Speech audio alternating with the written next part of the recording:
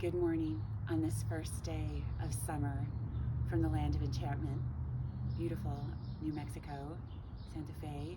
I'm here with Dolly and the Dahlias, and here's a little story. According to my mother, he never changed my diaper. Whether true or not, I like to think that's the case. He wasn't there for me as a child, and I returned the favor years later, bitter about things best forgotten. My dad's excuse was better than mine, as he served in the United States Air Force, stationed in Vietnam during the mid-1960s, rendezvousing while on leave with my mother, who waited in the Philippines. I never knew them to love each other, or to even like each other.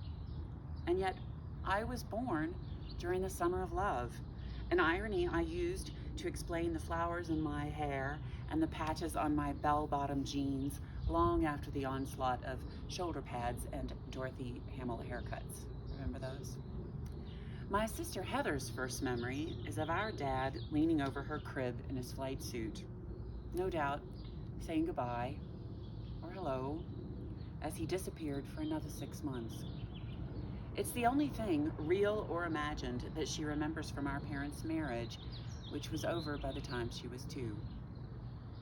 When I think of my dad in those years, I too picture him in his flight suit, but bellowing out at the night, singing, dancing with me around my bedroom in Fort Walton Beach, Florida.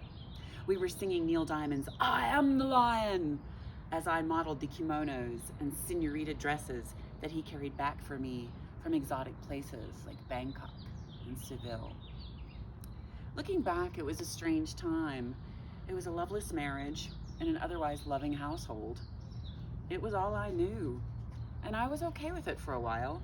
My dad, handsome and full of stories from strange lands, an American soldier, swooping in for a few days of well-deserved hero worship from his daughter.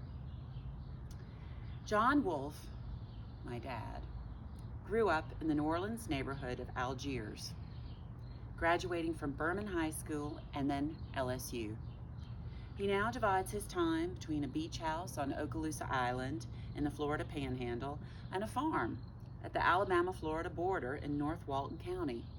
He has a John Deere tractor, a few cows, and recently acquired some kind of exotic chickens.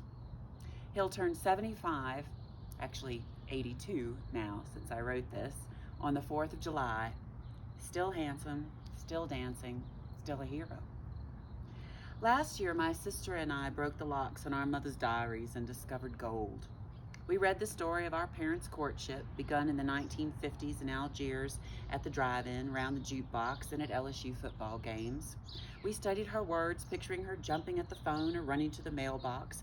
We laughed in disbelief, reading how she teased her many suitors in order to make our dad jealous.